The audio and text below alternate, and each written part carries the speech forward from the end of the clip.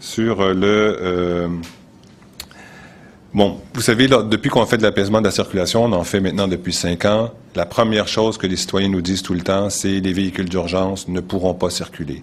Et il y a eu des appels qui ont été logés dans les précédentes opérations à de nombreuses reprises auprès des pompiers et des policiers, qui ont fait beaucoup d'analyses des situations qu'on a imposées, des détours qu'on a imposés.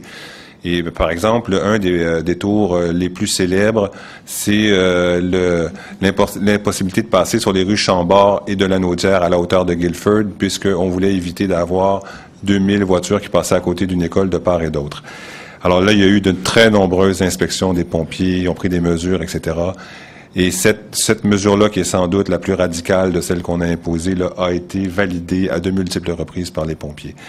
Il y a eu à un moment, par exemple, c'était, je pense, autour de 2010-2011, une voiture de urgence santé, une ambulance qui n'avait pas pu passer sur une rue parce que une voiture s'était garée bien au milieu de la rue là, pour pas être dans le banc de neige.